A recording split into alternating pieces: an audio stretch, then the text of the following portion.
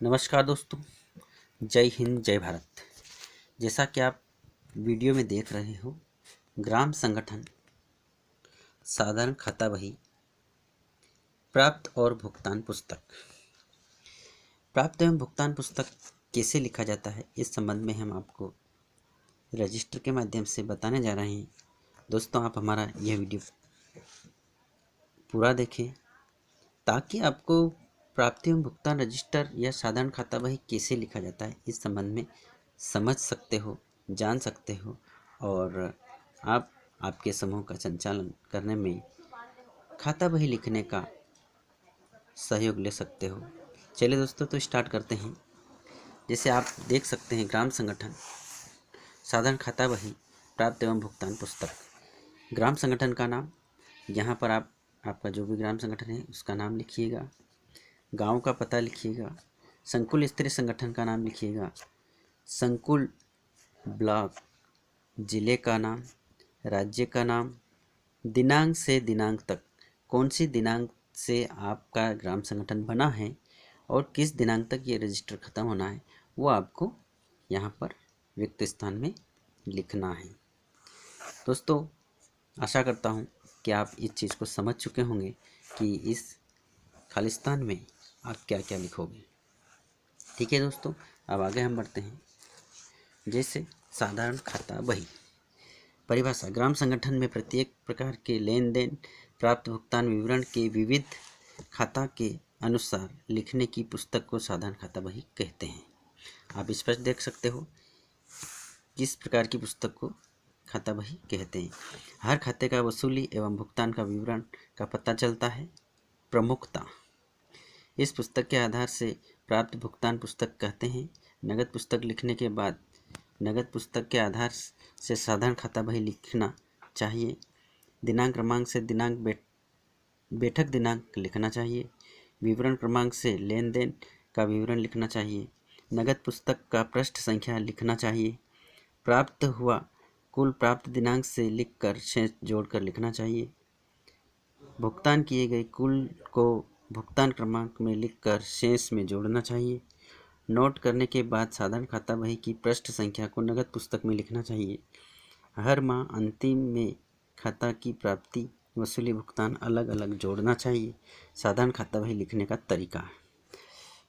संपत्ति खाता, संपत्ति खाता में भुगतान जोड़ना है, प्राप्त घटाना है। दोस्तों, हम आपको प्रैक्टिकल करके भी दिखाएंगे। ये जो हमारे पृष्ठ में लिखा हुआ है वो हम आपको एक बार पढ़कर सुना देते हैं ताकि आपको इस खाता बही को समझने में आसानी होगी, है ना। संपत्ति खाता, संपत्ति खाता में भुगतान जोड़ना है, प्राप्त घटाना है।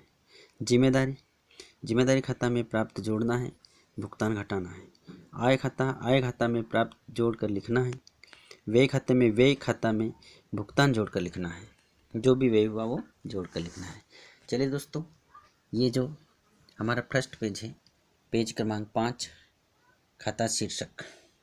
खाता शीर्षक, हमने सदस्य शुल्क, पहले हमने सदस्यता शुल्क, समूह से जो सदस्यता शुल्क लेते हैं वो फर्स्ट पेज बना दिया है, जिसमें सदस्य शुल्क, जैसे जैसे समूह ग्राम संगठन में जुड़ते जाएंगे उसका दिनांक, जिस दिन भी ग्राम संगठन से समूह जुड़ा है उसका दिनांक लिखना है। विवरण में नगद पुस्तक अनुसार, नगद पुस्तक अनुसार मतलब रोकड़ बही में नगद पुस्तक में जो लिखा हुआ है उसके आधार पर नगद पुस्तक अनुसार। नगद पुस्तक में कौन से पृष्ठ पर लिखा हुआ है? पृष्ठ क्रमांक 2 पर। नगद पुस्तक का पृष्ठ क्रमांक 2 पर लिखा हुआ है और नगद पुस्तक में विवरण सहित लिखा हुआ है कि किन किन समूह के द्वारा सदस्यता शुल्क प्राप्त हुई है। यह साधारण खाता बही है, इसलिए इसमें जो भी योग होता है उसका योग का विवरण लिखा जाता है। इस बैठक में जैसे 10/2/2014 को बैठक हुई, उसमें कितने समूह ने कितना सदस्यता शुल्क दी। इसमें प्रत्येक समूह के द्वारा 200 रुपये सदस्य शुल्क ली गई। इसका मतलब स्पष्ट है, यहाँ 600 अगर जमा है तो 3 समूह के द्वारा 10/2/2014 को सदस्यता ली होगी। इसी आधार पर जैसे जैसे समूह ग्राम संगठन जुड़ते गए उसका दिनांक, उसका नगद पुस्तक अनुसार विवरण, वो कौन सी नगद पुस्तक में कौन से पृष्ठ पर लिखा हुआ है वो विवरण, और कितनी राशि जमा की और कुल कितना कितना इसमें सदस्यता ले चुके हैं। जैसे पहले 3 समूह ने लिया, फिर 3 समूह ने लिया 1200 हो गया, फिर इसमें एक समूह ने लिया 1400 हो गया, फिर 2 समूह ने सदस्यता ली 1800 हो गया, फिर एक समूह ने सदस्यता ली 2000 हो गया, फिर एक समूह ने सदस्यता 2200 हो गया, फिर एक समूह ने सदस्यता ली 2400 हो गया, फिर एक समूह ने सदस्यता ली 2600 हो गया। इसी प्रकार से जैसे जैसे समूह ग्राम संगठन में जुड़ते जाएंगे वैसे वैसे उनका दिनांक, उनका विवरण, उनका नगद पुस्तक पृष्ठ संख्या और सदस्यता शुल्क राशि और कुल योग, इस आधार से प्रत्येक लेन देन का अलग अलग पृथक पृष्ठ को ही साधारण खाता बही कहते हैं। अब आप देख सकते हो आगे समूह से प्राप्त बचत, ये पेज नंबर 6, इसमें खाता शीर्षक हमने समूह से प्राप्त बचत, इसमें भी वही का वही विवरण है, दिनांक, विवरण, नगद पुस्तक पृष्ठ संख्या, प्राप्त, भुगतान एवं शेष।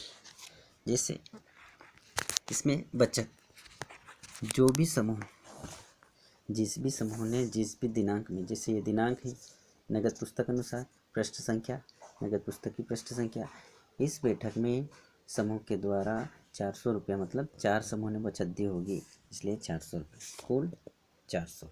इसमें कुछ खर्च नहीं हुआ है, बचत में से कुछ खर्च नहीं हुआ इसलिए भुगतान में नहीं लिखा जाएगा।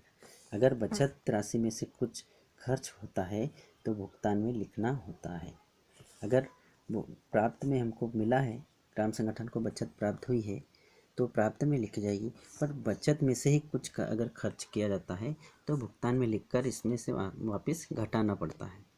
अगर भुगतान में नहीं है तो ये लगातार जोड़ते हुए चले जाना है। अगर भुगतान में है मतलब यहाँ 400 है, यहाँ अगर भुगतान में फिर 600 है और यहाँ अगर खर्च में आता है तो यहाँ 100 रुपया काट के ही जोड़ दिया जाता है। इस प्रकार से नगद पुस्तक या खाता बही एक दूसरे से कंबाइंड में चलता है। अभी दूसरा ये बचत है दोस्तों, आप देख सकते हो कि आज से 10/2/2014 से हमारा ग्राम संगठन स्टार्ट है। पहली बैठक में 400 रुपया बचत आया था और अभी लास्ट बैठक आप देख सकते हो 12/3/2021, 12/3/2021 लास्ट बैठक, प्रत्येक 36 पृष्ठ संख्या और 1600 आई होगी, 81,900 बचत आज की। हाँ बड़ी 81,900। चलिए दोस्तों, आप समझ गए होंगे नगद पुस्तक, रोकड़, खाता बही को आप समझ चुके होंगे।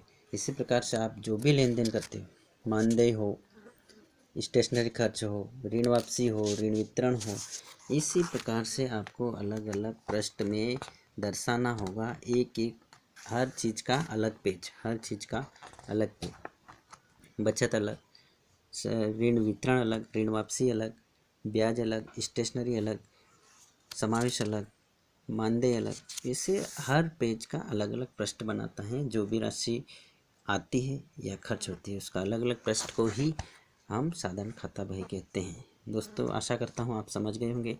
जय हिंद, जय भारत।